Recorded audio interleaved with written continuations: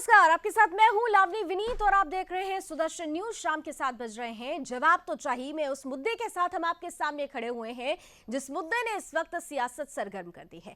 26 फरवरी का वो दिन जब दुनिया ने यह देखा कि ये न्यू इंडिया है। ये वो इंडिया है जो छेड़ने पर छोड़ता नहीं है। ये वो इंडिया है जहां के पराक्रम के आगे अच्छे अच्छों के पसीने छूट जाते हैं। पुलवामा अटैक के बाद से देश आक्रोशित था। देश बड़ी कार्रवाई की मांग कर रहा था।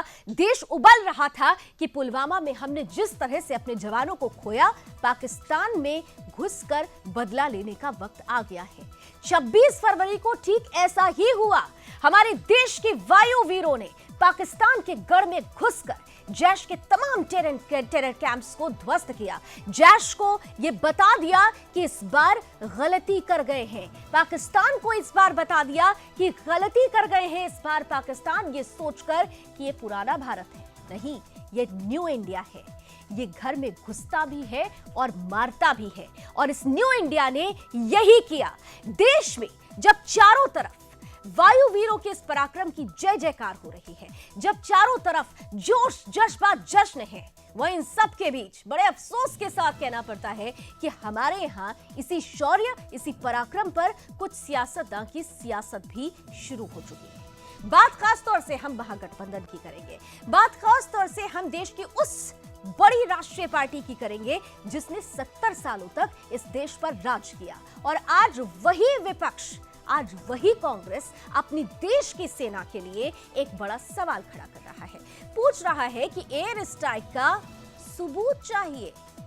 पाकिस्तान का गुणगान करने वाले विपक्ष से आज ये देश पूछता है कि क्या एयर स्ट्राइक का सबूत मांगकर वो देश की सेना का अपमान नहीं कर रहा, वो उन वायुवीरों की पराक्रम का अपमान नहीं कर रहा जिन्होंने सब कुछ कुर्बान किया अपने देश पर। आज देश यही पूछ रहा है कि आखिर विपक्ष शौर्य पर कब तक ये सियासत करता रहेगा। बड़ी चर्चा करेंगे कुछ खास मेहमानों के साथ, लेकिन शुरुआत हम इस रिपोर्ट के साथ कर रहे हैं कि देखिए किस तरह से हमारे देश में इस वक्त शौर्य पर ही सियासत शुरू हो चुकी है।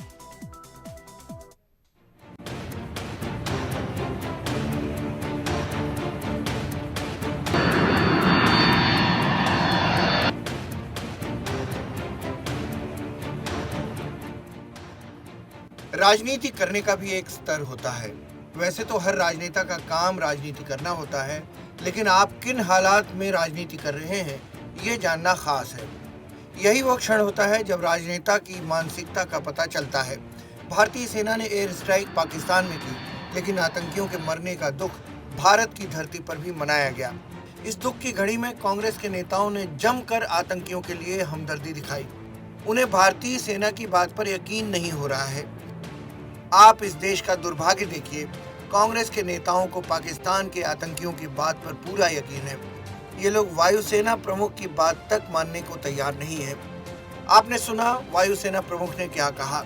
We count what targets have we hit or not hit. The bomb damage assessment that is done post a mission calculates the number of the target you've been hit or you've not been able to hit. We can't count how many people have died. That depends on how many people were there. लेकिन आतंक प्रेमी नेताओं को इस बात से फर्क नहीं पड़ता। उन्हें तो सिर्फ सत्ता चाहिए, वो भी किसी भी कीमत पर। जब कांग्रेस के नेता भारतीय सेना के पराक्रम की धज्जियां उड़ा रहे थे, तो ऐसे में केजरीवाल और ममता दीदी कैसे पीछे रह सकती थी। ये लोग देश की आस्थाओं को तार तार करते हुए पाक के समर्थन में खड़े हो गए। भारतीय सेना की खिल्लियां उड़ाने पर पाकिस्तान की मीडिया ने इन्हें पूरा सम्मान और प्यार भी दिया, जिसके ये हकदार भी हैं। मोदी को भारत में भी मुश्किल सूरत हाल का सामना है। दिल्ली के वजीर आला अरविंद केजरीवाल ने जंगी जुनून में मुब्तला मोदी के इलेक्शन अहदाफ बेनकाब कर दिए। कहा 3 सीटों के लिए मोदी कितने फौजियों को मरवाओगे। केजरीवाल ने पूछा कि मोदी जी, इलेक्शन जीतने के लिए तुम्हें कितनी लाशें चाहिए? जवानों के घर बर्बाद करोगे? कितने बच्चों को यतीम करोगे? कितनी औरतों को बेवा करोगे अपनी 300 सीटों के लिए? इनसे पूछना चाहता हूं, 300 सीट लेने के लिए कितने लोगों को शहीद करोगे? हमारे कितने जवानों को शहीद करोगे? कितनी लाश और चाहिए तुम लोगों को? हमारे कितने जवानों के घर बर्बाद करोगे? कितने परिवार बर्बाद करोगे? कितने माँ के बच्चे छीनोगे? कितनी औरतों को बेवा करोगे तुमको 300 सीट लाने के लिए? लानत है ऐसी पार्टी के ऊपर, लानत है ऐसी सरकार के। क्या तुमने इसलिए भारत पाक से बॉर्डर के ऊपर ये सब करवाया है तुम लोगों ने?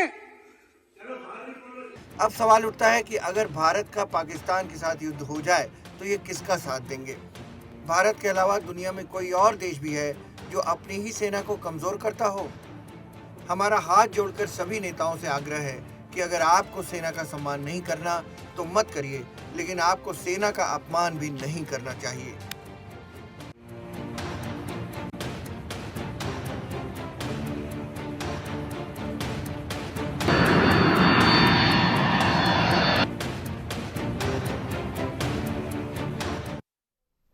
तो ऐसे लोग देश के साथ हैं या पाकिस्तान के साथ हैं? देश यही सवाल आज पूछ रहा है और जब सवाल इन्होंने किया है तो देखिए एक बड़ा जवाब भी आ गया। इस वक्त की ब्रेकिंग न्यूज का रुख करेंगे।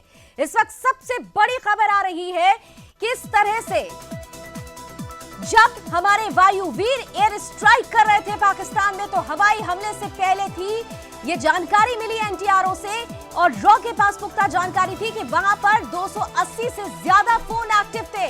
जैश के 280 से ज्यादा फोन एक्टिव थे बालाकोट में। हवाई हमले से पहले ये तमाम जानकारी हमारी रॉ और खुफिया एजेंसियों के पास थी और उन्हीं को आधार बनाकर ये बड़ी कार्रवाई की गई। क्या अब भी सबूत चाहिए विपक्ष को?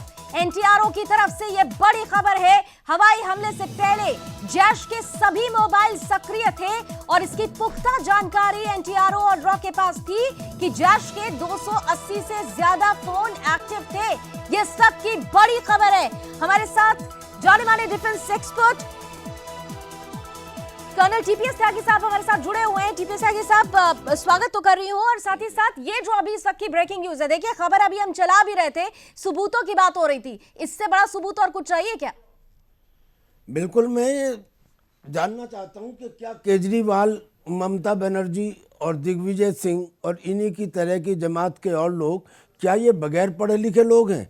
क्या इनको ये नहीं मालूम कि इसरो और एनटीआरओ ने जो हमारा एक मिलिट्री इंटेलिजेंस का सैटेलाइट है उससे पूरी इंफॉर्मेशन जानने के बाद ये टारगेट सेलेक्ट किया था ताकि उसमें कोलेटरल डैमेज ना हो, और ये जैश ए मोहम्मद का सबसे बड़ा टारगेट था? क्या उनको ये नहीं मालूम कि हमारे एवॉक्स ने, यानी कि airborne warning and control system ने, वो समय भी बता दिया था जिस समय पाकिस्तान के एयरक्राफ्ट ग्राउंडेड रहते हैं? क्या इन्हें ये नहीं मालूम जो चीज़ें पब्लिक डोमेन में हैं कि स्पाइस 2000 जो बम इस्तेमाल किया गया था इजराइल का, उसका प्रिसीशन 3 मीटर का था, यानी कि किलोमीटर को आप समझिए 3 मीटर तक की एक्यूरेसी में वो काम कर सकता था। और 4 बिल्डिंगों पे उसने 5 बम डाले। उन 4 बिल्डिंगों में एक बिल्डिंग गेस्ट हाउस की थी जिसमें जैश ए मोहम्मद के मुखिया के भाई ठहरे हुए थे, और दूसरी बिल्डिंग एक एल शेप बिल्डिंग की थी जो नए रिक्रूट्स की थी, और तीसरी बिल्डिंग एक डबल स्टोरी बिल्डिंग थी जिसके अंदर कॉम्बैट वाले रिक्रूट्स थे, और चौथी बिल्डिंग ट्रेनर्स की थी। इन चारों बिल्डिंग्स के ऊपर सीजीआई यानी कि कॉर्रुगेटेड गैल्वेनाइज्ड आयरन शीट थी। और फिर हमारे पास एसएआर था। एसएआर का मतलब जब aperture radar, synthetic aperture radar, जिसने हमला होने से पहले फ़ोटो लिए और हमला होने के बाद फ़ोटो लिए। हमला होने से पहले वाले फ़ोटो में सीजीआई शीट थी और हमला होने के बाद नहीं थी। अगर वो बम छत को पेनेट्रेट करके नीचे गए तो उसमें नीचे रहने वाले, बैठे हुए, खड़े हुए सभी लोग शॉक और ब्लास्ट वेव से खत्म होना निश्चित था। और जैसा अभी जानकारी मिली है कि एनटीआरओ ने यह बताया कि 280 मोबाइल फोन एक्टिव थे, इसका मतलब वो 280 के 280 लोग वहां से मारे गए। जो कुछ बताया जा रहा है 250 नहीं, 280 लोग मारे गए, because it was a precise attack, it was a precisely guided missile attack, it was done on the Pakistani Jaish-e-Mohammed camp. अब इतना होने के बाद भी अगर लोग ये सवाल पूछते हैं कि हमें एयर अटैक का सबूत दीजिए, तो मैं इन्हें क्या कहूँ? क्या ये सेना का अपमान नहीं है दरअसल में दरअसल ये सेना का अपमान तो है ही सर। 2019 आ रहा है, डर गए हैं, क्योंकि जब सर्जिकल स्ट्राइक हुई थी तो आपको याद होगा यूपी चला गया था इनके हाथ से, और अब एयर स्ट्राइक हो गई है, तो डर रहे हैं कि कहीं ऐसा तो नहीं कि 2019 का चुनाव हाथ से निकल गया। हमारे साथ क्योंकि सियासत सरगर्म है, इसलिए सियासत का पक्ष रखने के लिए भी प्रतिनिधि होने जरूरी है। हमारे साथ इस वक्त बीजेपी से जुड़ रहे हैं गुलरेज शेख साहब, और हमारे साथ बीएसपी से जुड़ रहे हैं नावेद अयाज जी। गुलरेज शेख साहब, आपके पास आ रही हूं। बड़ा सवाल यह है कि सेना के पराक्रम पर जो भरोसा नहीं करता वो देश के साथ गद्दारी करता है, और आज जिस तरह से सवाल खड़े किए जा रहे हैं, अगर उन्हें देश विरोधी, देश गद्दार कहा जाए तो गलत नहीं होगा। एक बड़ी बहस छिड़ चुकी है। क्या प्रतिक्रिया देता है सत्ता पक्ष अगर विपक्ष बार बार ऐसे सवाल उठाता है? क्या आप विपक्ष को संतुष्ट कर सकते हैं? क्या ऐसा नहीं कि विपक्ष अगर बार बार इस बात को उठाएगा तो कहीं ना कहीं से जनता के मन में एक सवाल उठेगा जरूर? गुलरेज शेख साहब, देखिए, जनता के मन में और या मस्तिष्क में ऐसा सवाल उठेगा कोई प्रश्न नहीं उठता, क्योंकि जनता हमारी सेना पर भी विश्वास करती है और देश पर भी विश्वास करती है, देश के सामर्थ्य पर भी विश्वास करती है। परंतु ये बात बड़ी दुख के साथ मुझे कहनी पड़ रही है, संभवतः एकमात्र देश है इस विश्व में भारत, जहां के लोग, जहां के राजनेता अपनी ही सरकार पर, अपनी ही सेना पर प्रश्न चिन्ह लगाकर दुश्मन देश को एक तरह से एक अपर हैंड देते हैं। देखिए, बड़े दुख के साथ एक बात कहूंगा मैं कि हमसे ज्यादा अच्छे तो पाकिस्तान के नेता हैं, जिन्होंने यूनिनोमसली इमरान खान के लिए नोबेल पीस प्राइज की मांग कर ली और प्रस्ताव भी अपनी संसद में पारित कर दिया। तो इसको कहते हैं देशभक्ति, लेकिन हमारे देशभक्ति कहाँ गई है मुझे समझ ही नहीं आता। हमारे राजनेता जितना चाहे भारतीय जनता पार्टी का विरोध करे कोई बात नहीं, जितना चाहे हमारा नरेंद्र मोदी का सबका विरोध करे कोई बात नहीं, लेकिन कम से कम देश के ऊपर सियासत नहीं होना चाहिए। बिल्कुल यही सवाल है। मोदी विरोध करते करते विपक्ष दरअसल देश विरोध पर आ गया है। शेख साहब हमारे साथ बने रहे। इन सबके बीच कांग्रेस का प्रतिनिधित्व करने के लिए नसीम खान साहब जुड़ रहे हैं हमारे साथ फोन लाइन पर। नसीम खान साहब, स्वागत है आपका। सीधा सवाल करूंगी, सेना के पराक्रम पर क्या भरोसा नहीं है क्या आपको?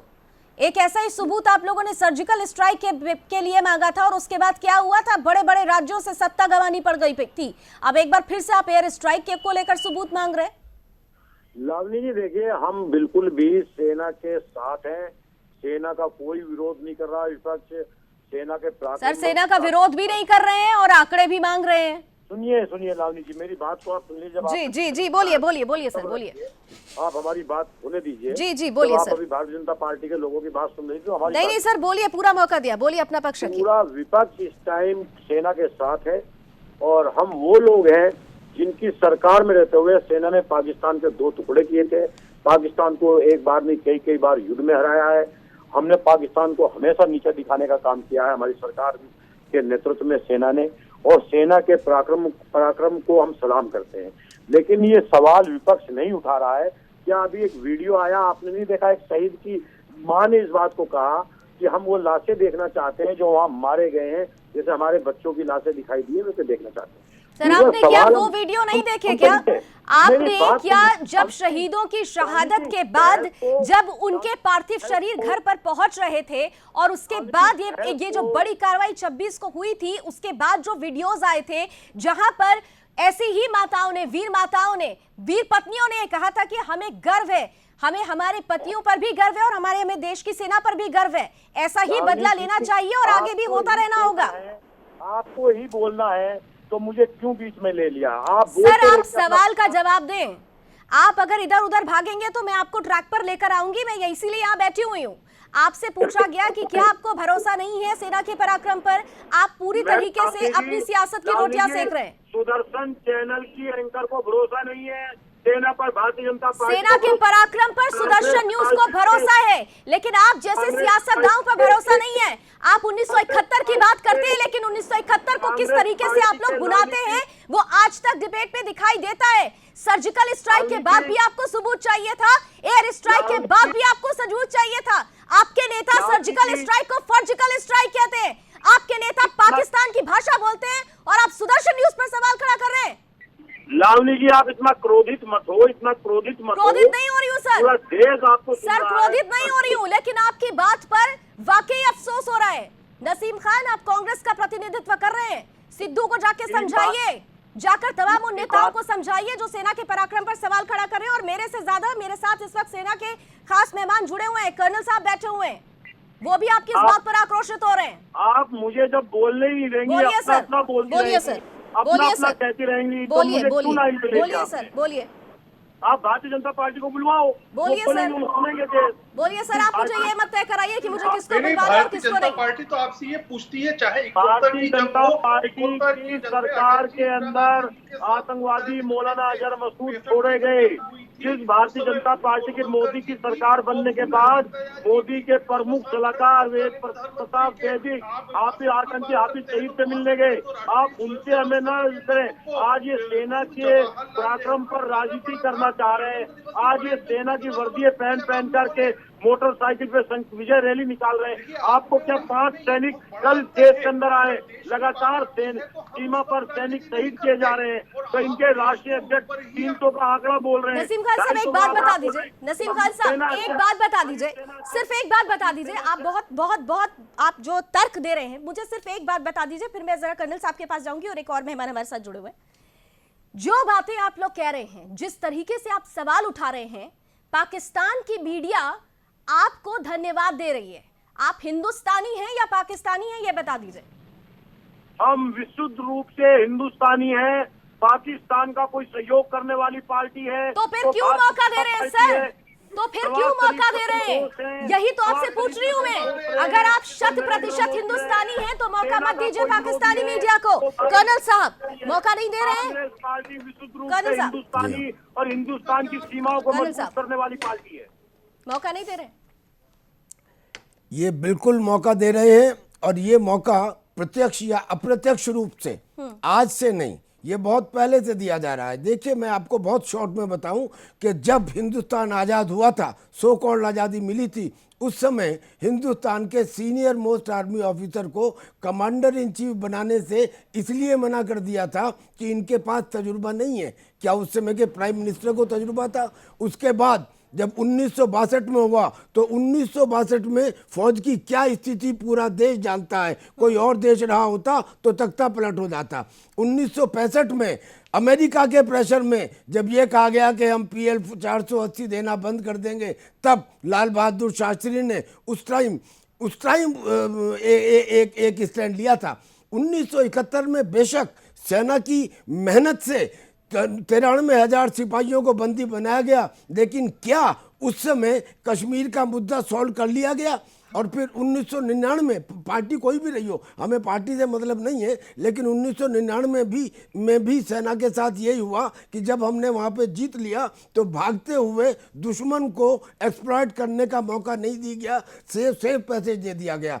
सर्जिकल स्ट्राइक पे आपने सवाल पूछे, आज आप सवाल पूछ रहे हैं। मैं पूछता हूं, क्या आप आज ये संकल्प ले सकते हैं कि जो हुआ सो हुआ, आज के बाद कम से कम देश की सुरक्षा और सेना के विरुद्ध बोलने वाला कोई भी व्यक्ति देशद्रोही समझा जाएगा? तब हम सारी चीजों को, चाहे महबूबा कहे कि झंडा लेने वाला नहीं मिलेगा या फारूक जी आप सही कह रहे हैं सर।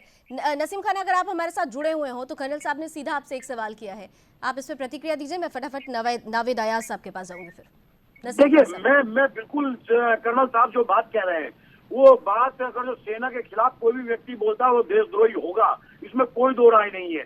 लेकिन मैं आपसे एक चीज कहना चाहता हूं, जो कर्नल साहब ने इतने बड़े बड़े आरोप हमारे पे लगाए हैं, क्या महबूबा का जिसकी बात सेना के सिपाही पर आप ये मत कहिए आरोप लगाए हैं, वो किसी पॉलिटिकल पार्टी से नहीं बैठे। आप फिर बोलेंगे कि आप आक्रोशित हो रही हैं लावनी जी। मैं आक्रोशित होंगी। सेना को कम से कम पॉलिटिक्स में मत घसीटिए, सेना को पॉलिटिक्स में मत घसीटिए। 2019 का चुनाव सेना के ऊपर जीतना चाहती है। आप जीतना चाहते हैं, आपको डर लग रहा है, इसीलिए आप लगातार सेना को अपमान कर रहे हैं। आपके नेता सेना को गली का गुंडा तक बता देते हैं, सेना प्रमुख के बारे में क्या कुछ कहते हैं। अरे लावनी जी, इस बात पे कोई सवाल नहीं पूछता है। 300 किलो ठीक है नसीम जी, बने रहिए फोन लाइन पर हमारे साथ। नावेद अयाज जी बसपा से हमारे साथ जुड़ रहे हैं। नावेद अयाज जी, बहुत अफसोस हो रहा है कि आज इस तरीके की डिबेट करनी पड़ रही है, बहुत अफसोस हो रहा है, यकीन मानिए, क्योंकि जब हम अपने देश में अपनी सेना के पराक्रम का जश्न मनाएं, जब हम उस जोश को, उस जज्बे को रोम रोम में महसूस करें, उस वक्त सियासत की रोटियां सिकनी चाहिए क्या? देश हिंदुस्तान है, ये पाकिस्तान नहीं है। मेरा सेना के प्रति हम लोगों का बहुत सम्मान है और सेना का हम जितना आदर करते हैं इतना आदर शायद भारतीय जनता पार्टी या कांग्रेस नहीं कर सकती। सेना के प्रति बहुजन समाज पार्टी का सीधे हमारी राज्य का एक स्टेटमेंट आया कि सेना ने जो पाकिस्तान में घुसकर पाकिस्तान के आतंकवादियों पर हमला किया है, हम उसके लिए अपनी वायुसेना को बधाई देते हैं। लेकिन आज ही हमारी राष्ट्रीय नेता बहन कुमारी मायावती ने सवाल किया कि अपने करीबी दोस्त अनिल अंबानी को लाभ पहुंचाने के लिए, उनकी कंपनी को लाभ पहुंचाने के लिए, अगर उन्हें राफेल की डील उन्हें दिलाने के लिए नरेंद्र मोदी जी ने अगर राफेल समय रहते मंगा लिया होता, उनकी डील की दिलाने के लिए लेट नहीं किया होता, तो आज हम पाकिस्तान को इससे भी बड़ा मुंह तोड़ जवाब दे सकते थे। राफेल के सौदे में अपने निजी दोस्त अनिल अंबानी को फायदा पहुंचाने के लिए देरी की गई, इसकी वजह भी है कि हम पाकिस्तान को और बड़ा जवाब नहीं दे सके। साथ ही नावेद अयाज जी, पाकिस्तान को हमने एक जवाब दिया है और ये शुरुआत है। एक ऐसा जवाब दिया है, एक ऐसा घाव दिया है कि जो नासूर बन जाएगा कुछ दिनों में। मैं आपको पत्रकार समझता हूँ ना। बिल्कुल और मैं आपको बहुजन समाज पार्टी के एक बहुत अच्छे प्रतिनिधित्व, एक अच्छे वक्ता के रूप में, ज्ञानी वक्ता के रूप में जानती हूँ और मैं उम्मीद करती हूँ कि आप जब बात रखेंगे तो तर्कों के साथ रखेंगे। सर, आप पत्रकारिता करने की सुदर्शन से शैली लेती हैं, तर्कों के साथ बात कीजिए। चलिए, तर्कों के साथ है कि इंटेलिजेंस हमारा खुफिया विभाग इस बात को जानता था। हमारी सरकार को अलर्ट कर दिया गया सबसे पहले कि हमारे देश के ऊपर कोई ना कोई बड़ा आतंकवादी हमला होने वाला है, और हमारी सरकार एक हफ्ते तक हमारे देश के प्रधानमंत्री अपनी चुनावी रैलियों में बिजी रहते हैं, अपने चुनावी कार्यक्रमों में बिजी रहते हैं, अपना बूथ मजबूत करने में बिजी रहते हैं, लेकिन एक हफ्ते पहले की इंटेलिजेंस रिपोर्ट को वो नजरअंदाज करके फिरते हैं, और इसकी वजह होती है कि हमारे 48 सैनिक शहीद हो जाते हैं। इसकी लिए जिम्मेदार सीधे देश के प्रधानमंत्री को हमें लेनी चाहिए, देश के होम मिनिस्टर को लेनी चाहिए, देश के रक्षा मंत्री को इसकी जिम्मेदारी लेनी चाहिए। सर, तो उन्हीं की वजह से नावेद अयाज, किसको क्या जिम्मेदारी लेनी चाहिए? ठीक है, आप विपक्ष में बैठे हैं, आप सवाल पूछ सकते हैं, जवाबदेही सरकार की बनती भी है, लेकिन जब वही सरकार सेना को खुली छूट दे देती है कर्नल साहब, लेकिन वही सरकार जब सेना को खुली छूट दे देती है और सेना जाकर अपना काम करके आती है, लक्ष्य भेदती है, उसके बाद भी इनकी रोटी नहीं सिक रही, इनकी सियासत की रोटियां सिकनी बंद नहीं हो रही। एक के बाद एक बुरा होता है सवाल खड़ा करेंगे, कुछ अच्छा होता है सवाल खड़ा करेंगे, फिर कुछ अच्छा होता है फिर सवाल खड़ा करेंगे। क्या है ये? अगर ये सवाल खड़ा करते तो बहुत अच्छा था, लेकिन ये वो सवाल खड़ा कर रहे हैं जो पाकिस्तान सवाल खड़ा कर रहा है। तो ऐसा लगता है कि जैसे हमारे कुछ लोग पाकिस्तान की भाषा बोल रहे हैं। मैं इनसे एक बात पूछना चाहता हूँ। ठीक है, इंटेलिजेंस फेलियर आप कह रहे हैं, तोहमत लगाना बहुत आसान है। मुझे ये बताइए कि एक कार थी, उस कार में करीब 250 केजी एक्सप्लोसिव था। वो 250 केजी एक्सप्लोसिव एक दफ़े में तो नहीं आया, वो 4, 5, 6, 10 दफ़े में आया होगा। 4, 5, 6, 10 जगह घरों में रखा गया होगा, उसमें लोगों ने उसे छुपाया होगा। कहीं से डेटोनेटर लाए होंगे, कहीं से कॉर्टेक्स लाए होंगे, कहीं से एक्सप्लोडर डायनामो लाए होंगे, तब वो एक सिस्टम बना होगा। वो सिस्टम पाकिस्तान में बैठ के नहीं बना, वो हिंदुस्तान में बना। और हिंदुस्तान में जो वो स्लीपिंग सेल थे आतंकियों के, उसकी हिमायत कौन कर रहा था? फारूक अब्दुल्ला, सैफुद्दीन सोज, गुलाम नबी आज़ाद, महबूबा और ये इस तरह के तमाम लोग जो उनकी हिमायत कर रहे थे। अब क्या कहें कि आतंकी हमला हुआ या आतंकी हमला करवाया गया? आतंकी हमला हुआ या आतंकी हमला करवाया गया? बहरहाल मैं ये कहता हूं कि एक गेम चेंजर साबित होना चाहिए। जो आज तक हुआ तो हुआ। आपने कभी चीन के अंदर आतंकवाद देखा है क्या? चीन के अंदर बताइए। कारण सिर्फ सिंपल है कि उन्होंने अपनी सरहद के ऊपर अपने पूर्व सैनिकों को बसा रखा है। मजाल है कि कोई आतंकी घुस जाए। अगर हम भी 60,000 सिपाही हर साल भरी जवानी में सेवानिवृत्त होते हैं, रिटायर होते हैं, अगर उनको जम्मू एंड कश्मीर के बॉर्डर एरियाज में बसा दिया जाए, मजाल है कि कोई स्मगलर या आतंकी आ जाए और तुम्हारी डेमोक्रेसी का चैन खत्म हो जाएगा। 35 ए में क्या उसको हटाने के लिए आप साथ रहेंगे देश की खातिर? बताइए। मैं आपकी इस बात से सहमति जताता हूं, आपकी इस मांग के। जी नावेद जी बोलिए।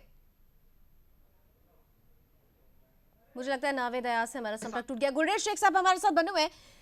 गुलरेज शेख साहब, आप देख रहे हैं कि लगातार अगर विपक्ष आपसे सवाल पूछ रहा है, एक सवाल खड़े कर रहा है, एक के बाद एक कह रहा है कि कहीं ना कहीं से खुफिया एजेंसियों की तरफ से जो जानकारी मिलनी थी वो नहीं मिल पाई, तमाम तरीके की उधेड़-बुन, तमाम तरीके के सवाल जवाब। लेकिन इन सबके बीच अभी कर्नल साहब ने एक बहुत इंपॉर्टेंट पॉइंट रखा है, अगर आपको पूरी तरह से आतंकवाद से लड़ना है तो कुछ ऐसे कदम भी उठाने होंगे। कश्मीर में खास तौर से घाटी की जो डेमोग्राफी है वो चेंज करनी होगी, और चेंज तब होगी जब सेना के रिटायर्ड ऑफिसर्स को वहां ले जाकर बसाया जाएगा। तब शायद कश्मीरी पंडितों के लिए भी वहां पर एक आसान आबो हवा बनेगी और वो वापस घर लौट सकेंगे। जब बार बार सेना की तरफ से ये आवाज उठती है तो फिर क्यों सरकार इसे नजरअंदाज कर रही है? सहमति रखते हैं और हमारे करना चाहिए। गुडेश शेख जी। आपको जी आ रही है, आप बोलिए सर। देखिए, कश्मीर की सॉल्यूशन किस प्रकार से करना है, चाहे वो डेमोग्राफिकली करना हो, सिक्योरिटी वाइज करना हो, किस प्रकार से करना है, सरकार कार्यरत है।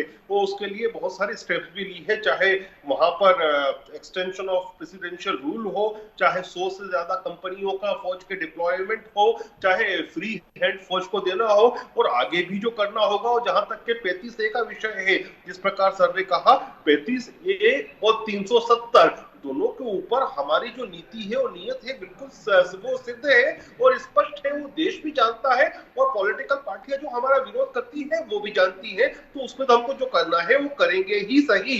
परंतु मैं इसके आगे एक बात वो कहता हूँ, इस देश की विडंबना है ये कि हम बात तो करते हैं कि मोसाद जिस प्रकार से काम करती है इजराइल की एजेंसी, इस प्रकार से भारत क्यों नहीं कर सकता, अमेरिका की तरह क्यों नहीं कर सकता। देखिए, आज तक अमेरिका के किसी पॉलिटिकल पार्टी ने ये नहीं पूछा कि ओसामा बिन लादेन की डेड बॉडी कहाँ है, उसके प्रमाण कुछ दिखाए जाए। मोसाद जिस प्रकार से कार्य करती है, अपनी उसकी प्रणाली सब देखते हैं, उसके विषय में कोई प्रश्न नहीं करता। यहाँ तक कि मैं बोलता हूँ, हमारे प्रतिद्वंदी चीन में भी इतना तो राष्ट्रवाद है कम से कम कि वहां जब गवर्नमेंट राष्ट्रहित में किसी प्रकार की एक्शन करती है तो किसी भी सेक्टर से, किसी भी तरफ से कोई आवाज नहीं आती है। तो इस देश में ही ऐसा क्यों होता है, एक बड़ा प्रश्न चिन्ह है। जहां तक हमारे दल का विषय है, चाहे इकोत्तर की जंग हो, उसमें अटल जी पूरी तरह से इंदिरा जी के साथ खड़े थे, यहां तक कि पार्लियामेंट में भी उनकी प्रशंसा की थी। चाहे 65 की वॉर हो, 65 की वॉर में तो दीनदयाल जी और गुरु गोलवलकर खुद साथ खड़े थे लाल बहादुर शास्त्री जी के। 62 के बाद जो गणतंत्र दिवस आया था, उसकी परेड में खुद जवाहरलाल नेहरू ने आरएसएस के लोगों को मार्च पास्ट के लिए बुलाया था। तो कांग्रेस पार्टी से इस प्रकार की प्रतिक्रिया क्यों नहीं आती, मुझे बड़ी समस्या होती है इसको देखकर। कांग्रेस पार्टी से प्रतिक्रिया क्यों नहीं आती? कांग्रेस का प्रतिनिधित्व करने के लिए नसीम खान साहब जुड़े हुए थे, लेकिन मुझे लगता है शायद उनका फोन कट गया है। हम दोबारा उन तक जाने की कोशिश कर रहे हैं। इन सबके बीच बसपा से नावेद अयाज साहब जुड़े हुए हैं। हम नावेद अयाज साहब क्योंकि विपक्ष का प्रतिनिधित्व कर रहे हैं, तो नावेद साहब आप ही से पूछ लेते हैं कि भाई विरोध जायज है, आप लोकतंत्र की बात करते हैं, विपक्ष विरोध कर सकता है, लेकिन विरोध अगर देश विरोध में तब्दील हो जाए तो फिर वो विरोध नहीं होता सर, फिर वो देश विद्रोह, देश गद्दारी करार दिया जाना चाहिए। नावेद अयाज। पहली चीज मैं आपको बता दूं कि बहुजन समाज पार्टी ने किसी तरह का जी नावेद जी बोलिए।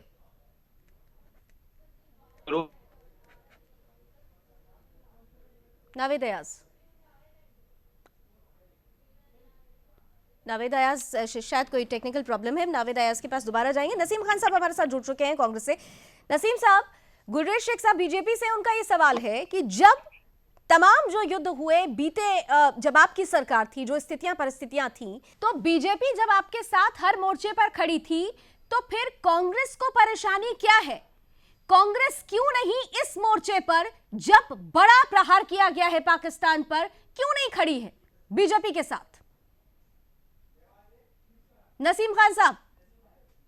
राष्ट्रीय अध्यक्ष ने पहले दिन ये बोल दिया था कि हम भारतीय जनता पार्टी के साथ हैं, हम भारतीय जनता पार्टी की सरकार के साथ हैं, नरेंद्र मोदी जी के साथ हैं। ये सरकार का एक अच्छा कदम है और पाकिस्तान के खिलाफ हम पूरी ताकत के साथ हैं, ये हमारे राष्ट्रीय अध्यक्ष ने बोल दिया था। और देश की हर एक पार्टी ने, हमारा चाहे जितना विरोध हो, सेना के साथ खड़े होकर के, सेना के पराक्रमों को सामने रखते हुए हमने सरकार के साथ खड़े होने का हमारे एक कार्यकर्ता ने संकल्प लिया। लेकिन जब उसके बाद लगातार सीमा पर सैनिक शहीद हो रहे हैं, कल भी 5 सैनिक आए हैं, आप तो ये इनके नेता मोटरसाइकिलों में बैठ करके रैली करने लगे, वर्दियां पहन करके चुनावी रैलियों में भाषण देने लगे। इनके राष्ट्रीय नसीम साहब, आप दो बात कर रहे हैं। अब आप दो बात कर रहे हैं, एक तरफ आपके नेता आप लोग लगातार ये सवाल उठाते हैं कितने आतंकी मारे गए, कितने वहां पर टेरर कैंप्स ध्वस्त हुए, तो ये सब सवाल जो होता है उसके बाद क्या आपको नहीं लगता कि आप जिस सेना के साथ खड़े होने की बात कर रहे हैं, सबसे पहले आप किसी सरकार पर सवाल नहीं खड़ा कर रहे हैं, आप उस सेना के पराक्रम पर सवाल खड़ा कर रहे हैं, उसके मनोबल को तोड़ने वाला काम कर रहे हैं।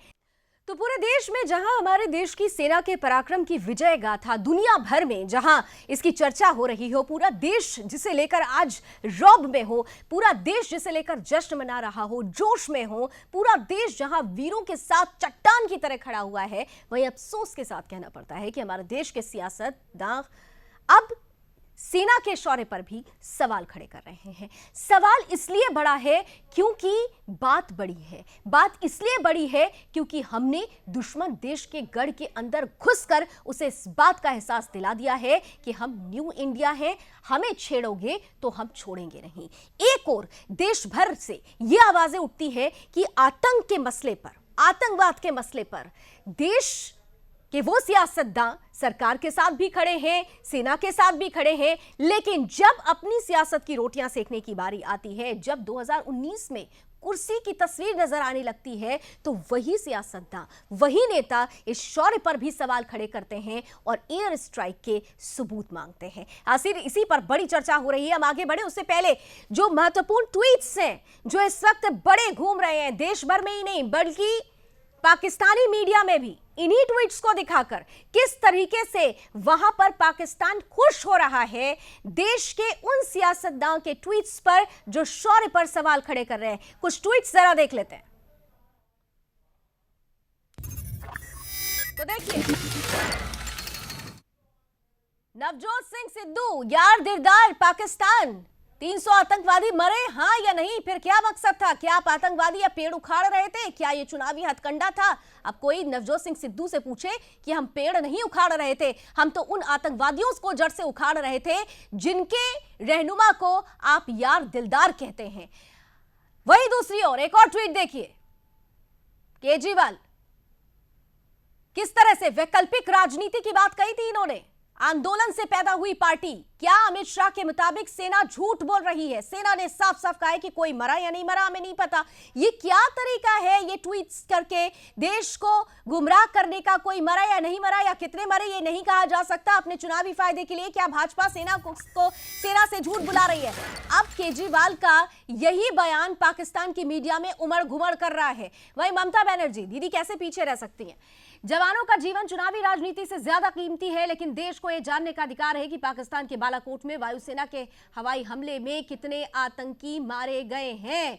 दरअसल देश को यह जानने का अधिकार है कि आप हिंदुस्तानी हैं या पाकिस्तानी हैं। मोहतरमा ममता जी, आप हिंदुस्तानी हैं या पाकिस्तानी हैं? देश को यह जानने का अधिकार है। ट्वीट चलते रहेंगे, हमारी चर्चा शुरू होती है एक बार फिर से।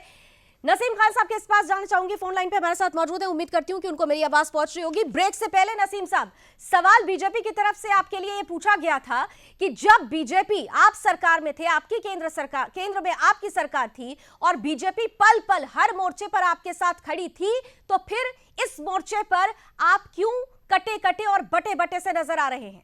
नसीम खान साहब, नसीम खान साहब, क्या आवाज पहुंच रही है आपको मेरी? चलिए, शायद लगता है कि वो अभी हमारे साथ जुड़े नहीं हैं, दोबारा उन तक जाने की कोशिश करूंगी। नावेद अयाज जी, आपको मेरी आवाज पहुंच रही है? नावेद अयाज जी, आवाज पहुंच रही है आपको मेरी? जी मैं आपकी आवाज सुन पा रहा हूं। नावेद अयाज साहब, सवाल ये है कि इस तरीके के जो ट्वीट सामने आ रहे हैं, वो चाहे अरविंद केजरीवाल के हों, ममता बनर्जी के हों, कपिल सिब्बल के हों, तमाम जो ये ट्वीट्स हैं, क्या आपको नहीं लगता कि यही सब ट्वीट्स और ये प्रतिक्रियाएं देखकर, दिखाकर पाकिस्तान अगर अपने देश में खुशियां मना रहा है और हिंदुस्तान को लेकर सवाल खड़े कर रहा है, हिंदुस्तान की सरकार को लेकर सवाल खड़ा कर रहा है, हिंदुस्तान की सेना को लेकर सवाल खड़ा कर रहा है, क्या ये सही है? देखिए, जो लोगों ने ट्वीट किए हैं, ये सवाल तो उनकी पार्टी के लोगों से किया जाना चाहिए और ये वक्त राजनीति करने का नहीं है। ये वक्त देश के साथ, देश की सेना के साथ खड़ा होने का वक्त है। आपसे बहुजन समाज पार्टी ने, आपके भी सहयोगी रहे हैं, आपके भी सहयोगी रहे हैं। देखिए, ममता जी एनडीए में सहयोगी रही हैं। ममता जी एनडीए में सहयोगी रही हैं और 2014 की नरेंद्र मोदी सरकार बनाने में अरविंद केजरीवाल का आंदोलन भी सहयोगी रहा है। ऐसा नहीं है कि ये राजनीति है। और महबूबा मुफ्ती कश्मीर की पूर्व मुख्यमंत्री नरेंद्र मोदी जी की सहयोगी रही हैं और आज उनकी भाषा आप सुनिए। लेकिन कौन किसका सहयोगी है इस बात पर बात करने की जरूरत नहीं है। बात इस बात पे करने की है कि सरहदें हमारी मजबूत नहीं की गई, कौन लोग अपना समाजवादी पार्टी, क्या बीएसपी समाज पार्टी, इस वक्त समाजवादी इन तमाम राजनेताओं के ट्वीट्स और उनकी प्रतिक्रियाओं का खुलकर विरोध करती है या नहीं? बिल्कुल, हम किसी भी घटिया भाषा का विरोध करते थे, करते हैं और करते रहेंगे। हम सेना के किसी तरह की उंगली उठाना बर्दाश्त नहीं करेंगे। तो हम उम्मीद करेंगे कि अब आपकी तरफ से सर्जिकल स्ट्राइक या एयर स्ट्राइक के सबूत नहीं मांगे जाएंगे। चलिए हम ये उम्मीद करते हैं। नसीम खान साहब हमारे साथ फोन लाइन पर एक बार फिर से जुड़ चुके हैं। नसीम खान से मैं प्रतिक्रिया जरूर लेना चाहूंगी। खान साहब, बीजेपी हर मोर्चे पर आपके साथ खड़ी थी, आप क्यों नहीं खड़े? बात तो हिंदुस्तान की है ना, बात तो देश की है ना।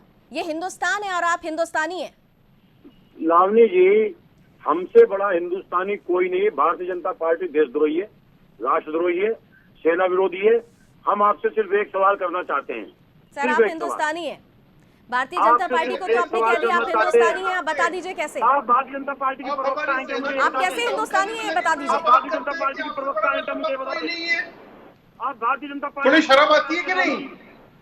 लावनी जी, आप भारतीय जनता पार्टी की प्रवक्ता हैं क्या? मुझे बता दें।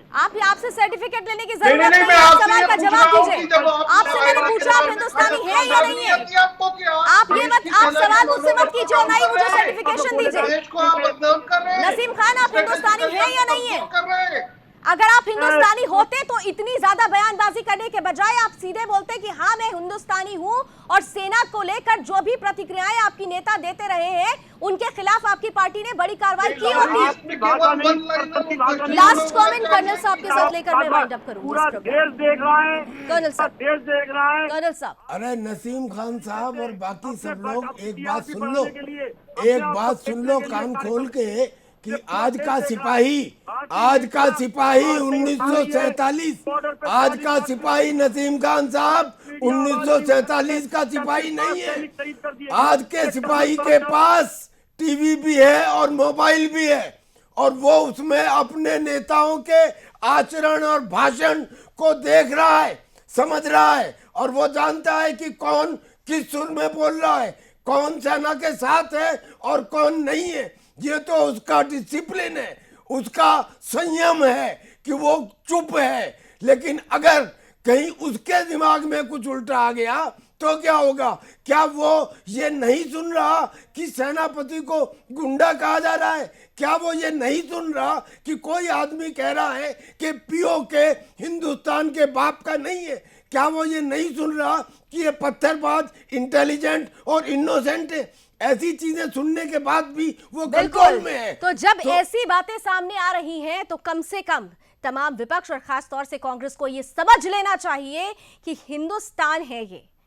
आप व्यक्तिगत किसी का भी विरोध कर सकते हैं लेकिन देश विरोध ये हिंदुस्तान बर्दाश्त नहीं करेगा। सेना का विरोध ये हिंदुस्तान बर्दाश्त नहीं करेगा। सेना के पराक्रम का अपमान ये हिंदुस्तान बर्दाश्त नहीं करेगा। समझ सकते हैं तो समझ जाइए, नहीं तो फिर 2019 का चुनाव तो आने ही वाला है। ये पब्लिक है, सब जानती है और पब्लिक को अधिकार है कि लोकतंत्र में अपने लिए वो चुने जो सही है और जो उसकी सुरक्षा को सुनिश्चित भी कर रहा हो। बहुत बहुत शुक्रिया आप सभी मेहमानों का मेरे साथ जुड़ने के लिए, अपनी अपनी राय रखने के लिए। फिलहाल जवाब तो चाहिए को आज यही खत्म करना होगा, लेकिन देश और दुनिया की तमाम खबरों के लिए आप लगातार जुड़े रहिए सुदर्शन न्यूज के साथ। जय हिंद।